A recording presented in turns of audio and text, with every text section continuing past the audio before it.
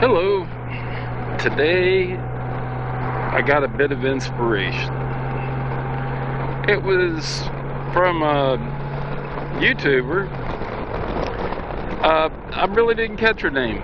You know, you watch these things and then it kind of sinks into your mind later and you don't go back through to give proper credit. But the point of what she was making is real easy for anyone who wants to create anything online. And for YouTube, we get focused on number of views. Well, if you had a message to get out and you talk to 5 people, maybe that's not so impressive. But one of those people could be a key to whatever you're doing. So you're still not at a loss. What if you got 20 people? 20 people would be, say a classroom size group in your average college class or whatever. Small college class. So now it's really good, and you might get a few people that it really mattered to get your message out of that group. It's good size. Now let's go to 50 people. Well, I've got plenty of videos that only got 50 or so views. And it's depressing because you think, that was really good one. I put a lot of work in that. And you start thinking maybe that's not so good, especially when you're seeing other people get 10,000, 20,000 for similar content.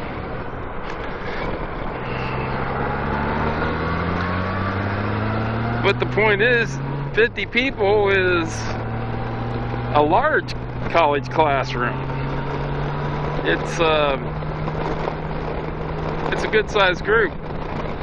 And out of 50 people, you might get 10, 20 people that are consequential for getting your message to them. So that's really good. What's perceived as bad is really good. Let's knock it up a notch to 200 people. Okay, 200 people. Wow. That is a theater size group of people. It's a really good size group. You ever go see a movie? Oh, this is extreme, but something like Passion of the Christ, and people walk out of there and they really got the message. Yeah, it's a big deal. Now, you probably don't have anything that consequential to say. I sure don't. But if you affected 200 people, you know, that's a pretty big deal. And still, you're looking at 200 views as like, meh. You know? But that's a lot of people. Well, let's crank it up from there. Let's say you got 1,000 people. 1,000. That's still, that means you've done something. To me, that means you've done something on YouTube. 1,000 people. That's a lot. You might get 200-300 people out of that are consequential to your message. You may have entertained, a couple hundred folks. Now, to advertisers, that's starting to mean something. If you were trying to advertise something and you had a group of 200 and say 10% of them bought something, that's a good sale. It's a good effort.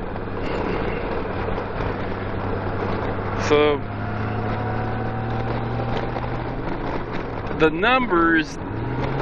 numbers are really not adding up in your mind correctly. Your perspective is skewed because you're on a medium where 1 million views isn't uncommon. Now, someday I may hit something that gets 1 million views.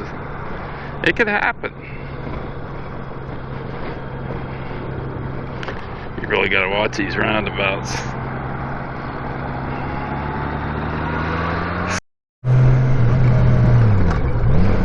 But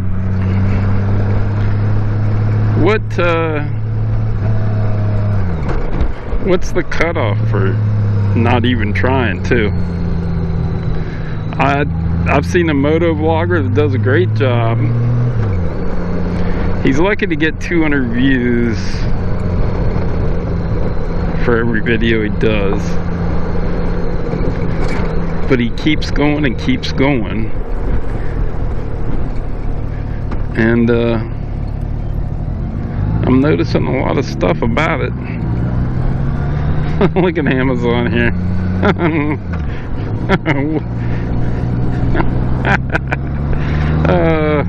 They do not train those drivers.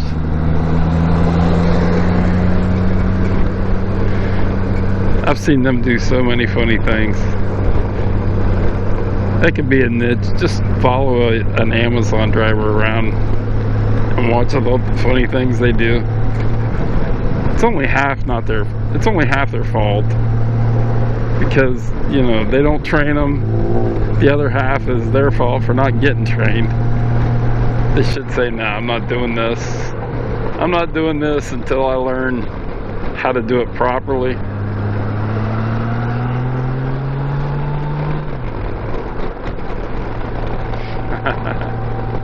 Right in the middle of a construction zone, he just plops it over in somebody's yard where they had a driveway that they could have went in.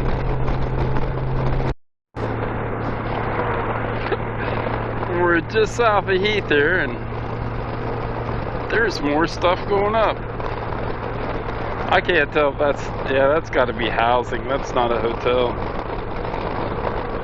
Things just keep pouring in here.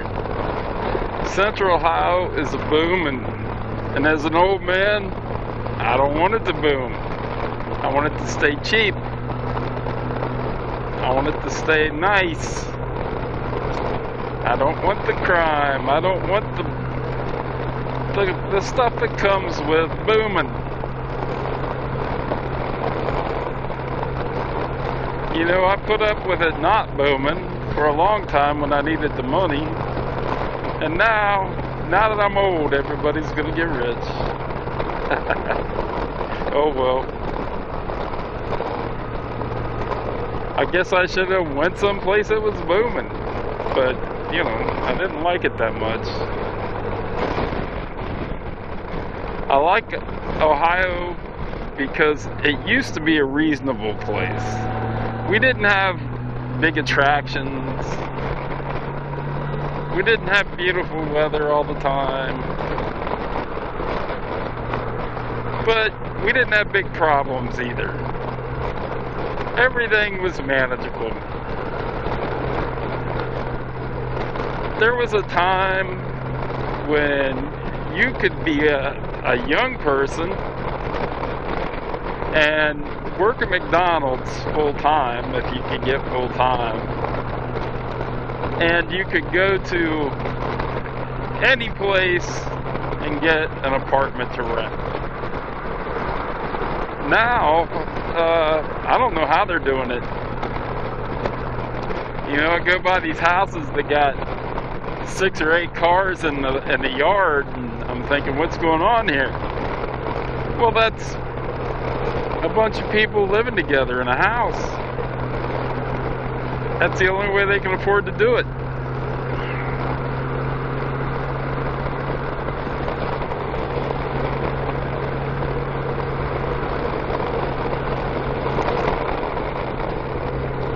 So the times are different.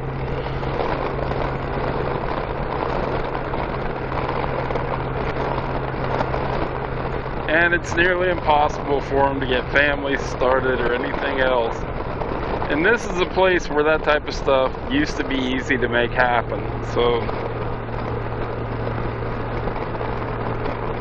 I can't get into the reason you can't get a house, because the biggest percentage of that is a very controversial issue. If you look at what's happening in Los Angeles right now, that'll give you a clue.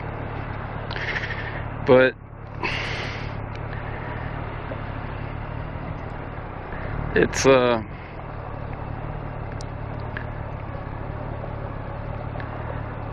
telling that we were told not to have many children, us Gen Xers. We were told not to work in anything but the service economy. Now here we are, and we had less children, but there's no housing for those children to buy. Now how does that happen? If everybody had fewer children, there should be a surplus of houses. Not that many of them were abandoned and fell apart. So, yeah, that's my ramble for today. How did that happen?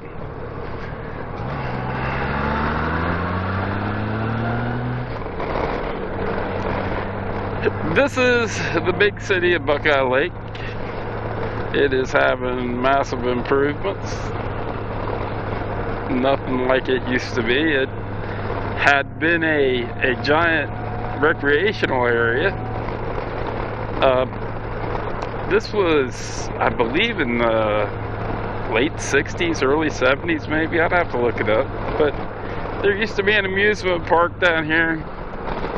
There was a few accidents that killed people. And those accidents bankrupted them, and the whole place fell apart. And most people just had some bungalows down here for when they were boating. And a lot of those got pretty ratty. One of the cool things about having a motorcycle is you want to get out and you want to get outdoors, and it can take you to a lot of cool places. A quick ride for me can get me to Buckeye Lake. And it's not the greatest lake in the world, but it's a getaway. And anytime you're near water, you tend to have some stress fall off. I've heard science on that, something about negative ions or something. I don't know. You don't need to know. You just you can go down to the lake or the river and just relax for a little bit. And on this time I went out, I got to see some interesting things.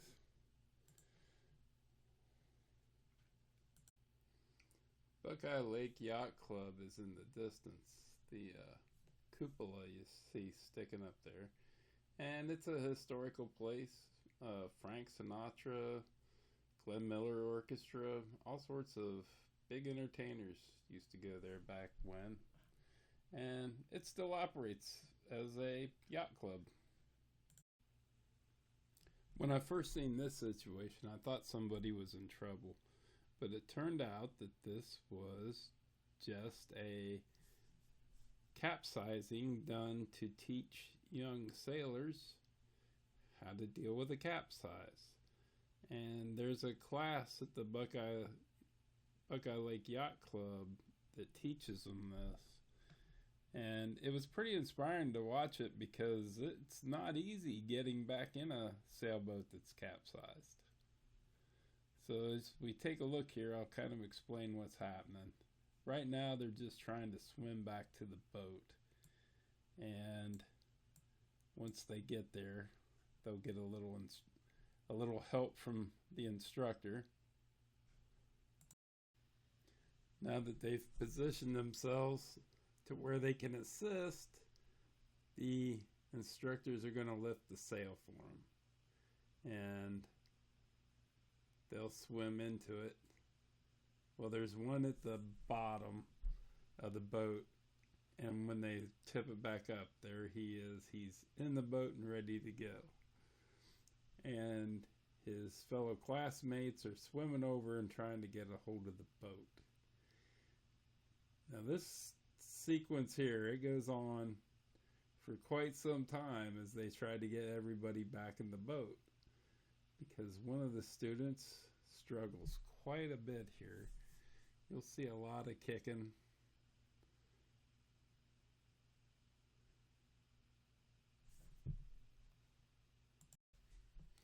For the purposes of this video, we'll speed it up considerably.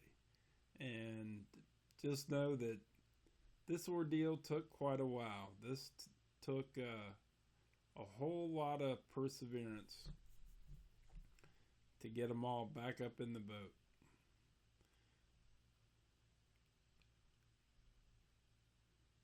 I just didn't want to spend too much time on the vlog with it.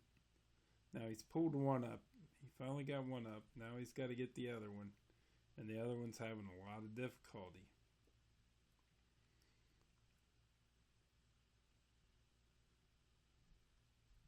And that jet ski wasn't nearly as close as it looked. I'm zoomed in. There she goes. She got on the side and in. Great job.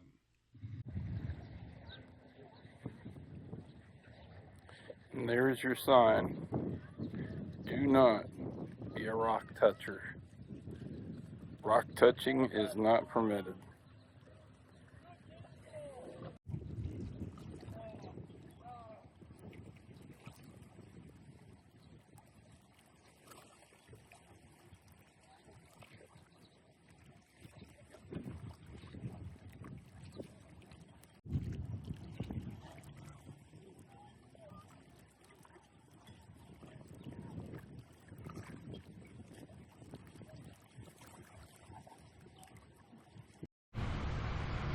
Well, that was a fun ride.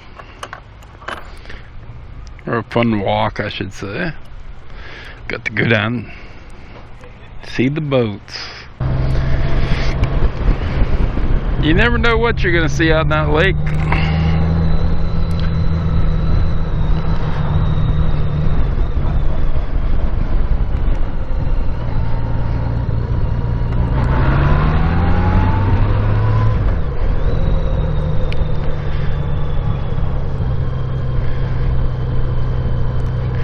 This area, that's about as big as a lake as you're gonna get, though. It's only an average of 5 foot deep. The deepest spot is 14 feet.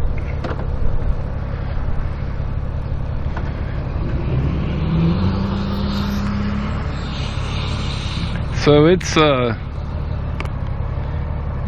kind of a big mud hole, actually, but they do a good job. They just rebuilt the dam. I guess you'd call it rebuilt. I know they were seriously worried about the future of the dam.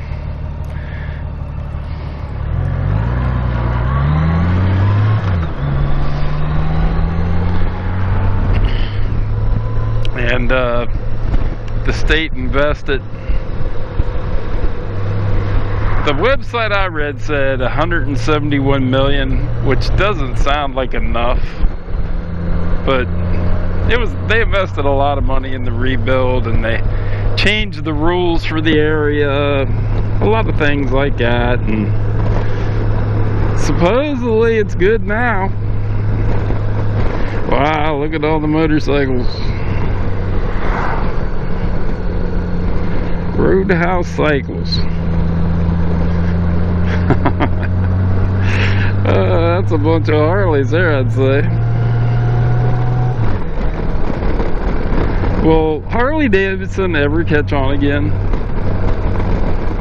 I think it will. I think it just hit a rough patch with that goofy CEO and the whole credit situation in the world. That's a long story.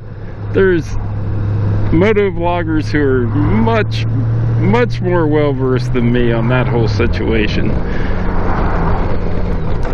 but the 10,000 foot view to me looked like if Harley Davidson wanted to be part of the credit system for business, which is vital now, they had to play by the woke rules. Well, Harley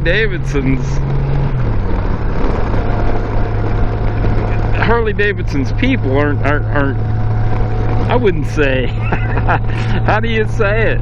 I don't know. They're not of the woke persuasion. Many are, many aren't, but I'd say many more are not woke.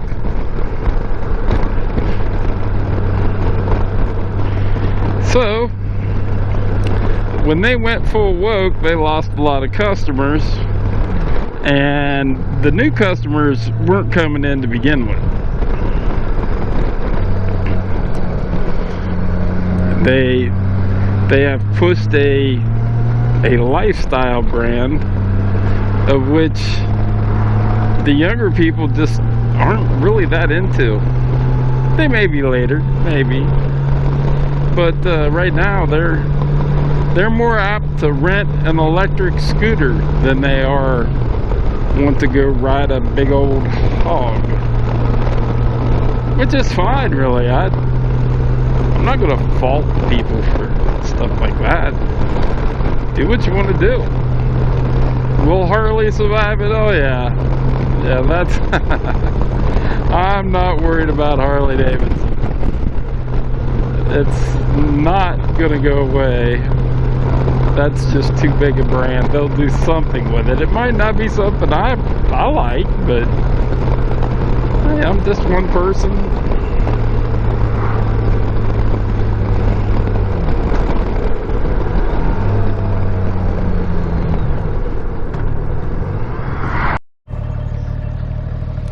Well, there's a little piece of what waterfront property would look like down here if you had any.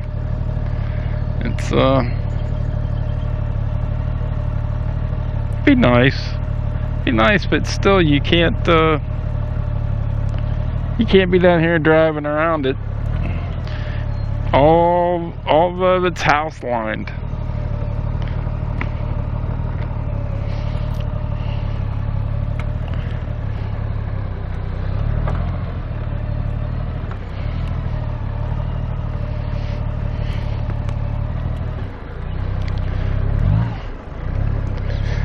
Yep.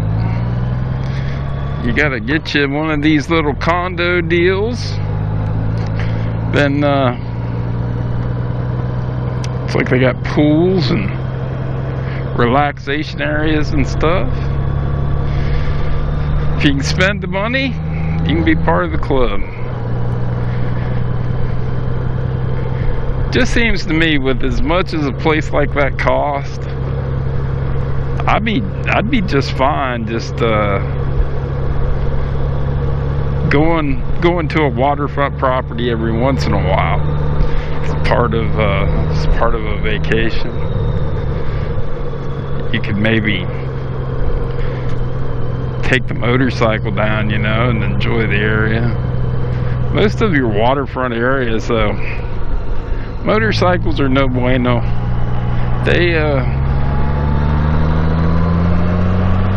They're on flat land like this. I mean, anything's better than driving a car, but jeez, just flat land and stuff. And I'm not a boat guy. I'm not a boat guy because motorcycles are best. A motorcycle, you can have a couple of them. A boat, it's hard to maintain one because they take up so much space. A motorcycle, you just drag it out of the garage, and as long as it's running, fire it up and you're off to the races. It is not so with a boat. Boats need trailered, or you need to pay a fortune for a dock space.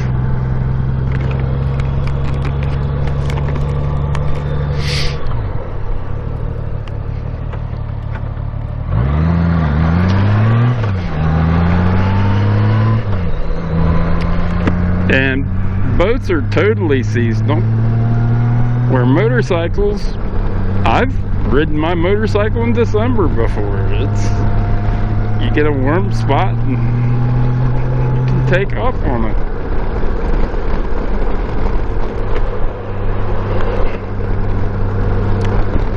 So when you add it all up, there's very few benefits to being in a boat.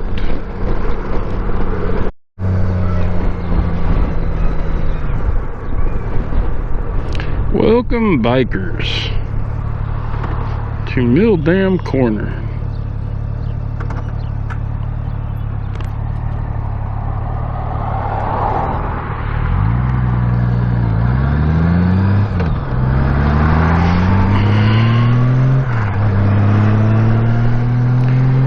I've never been in there.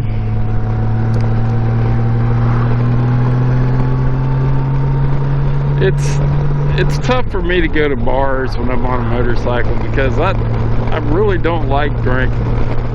I wish you could go to a coffee shop that was like a bar. But of course I'm weird. And since I'm weird, that's not a good business model. So I don't get my coffee shop. And coffee shops close early.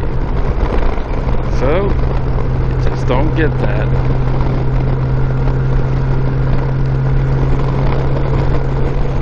Did you know the term cafe racer stemmed from people riding motorcycles in England going from cafe to cafe?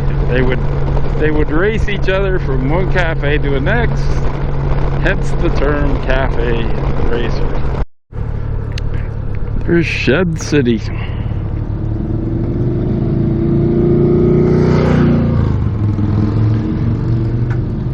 A shed for you, a shed for me, a shed for everybody. There's Crossroads Pub. There used to be a bar there where all the sheds are called the Jacktown Inn. And it fell apart because the one bar would call the police on the other bar, and the police were only arresting people leaving the Crossroads Pub.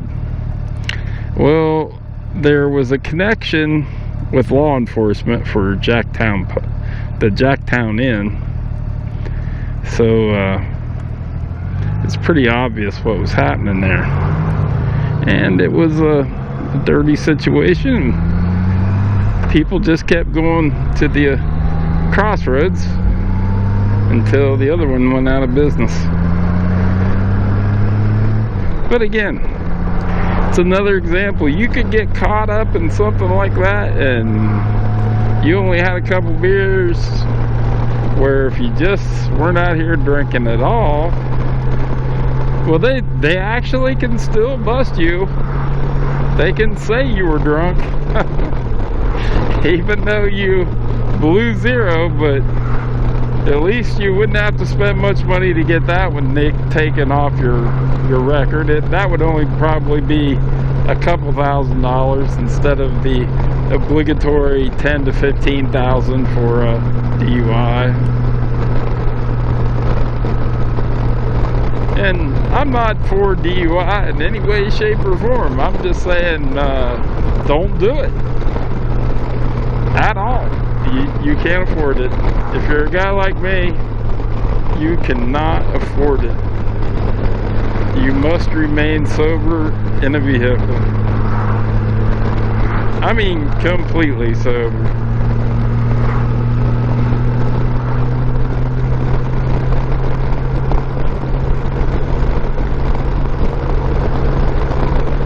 We're going past the Dawes Arboretum. Very nice place to visit.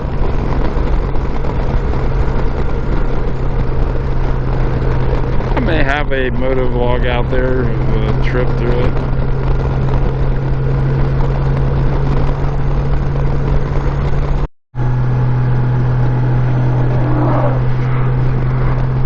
This is the entry point to Newark here, I'd say. around the curve, around the bend, and then you see Newark.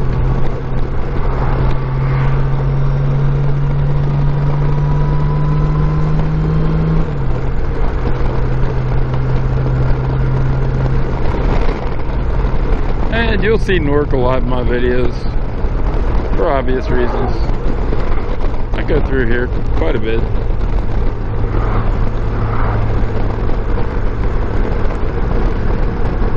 We go past the cemetery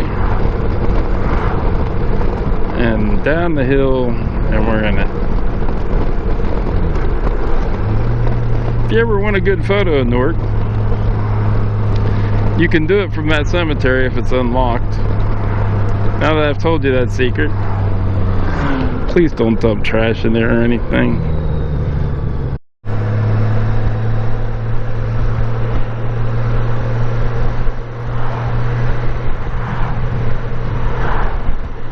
This is State Route 13 that we're on. Heading north up through the city.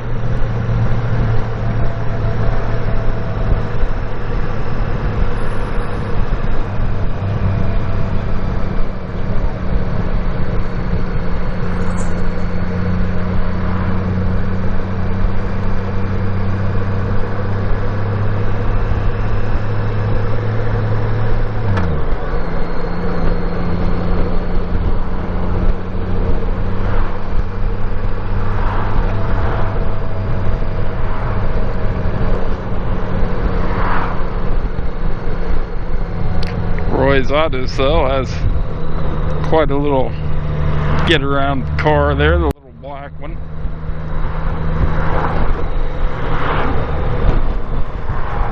Shouldn't take too much to get it up to speed.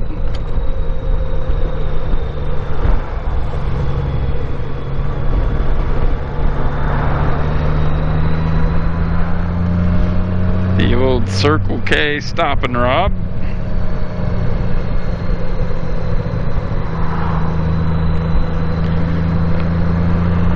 Every town's got a stop and rob, it seems. Like that gas station that just can't quit getting robbed.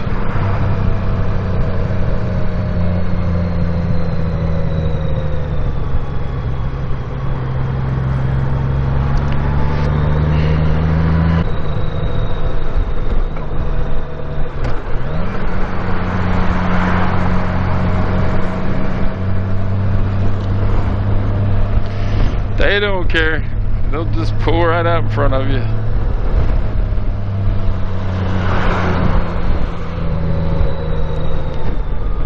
Got the parking garage going up there.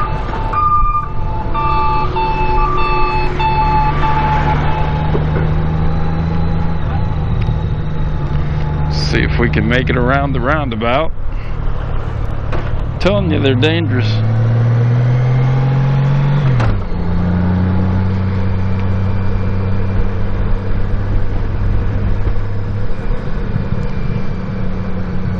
Little scooter there, looks like a nice little Sportster.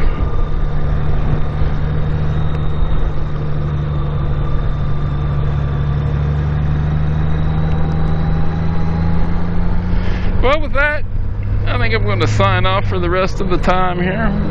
If something happens, I might turn them back on. But what a ride, you know. Just go sit by the lake, watch sailboats flip over, watch the speedboats zip by. Can't beat it. Can't beat it with a big stick. Alright.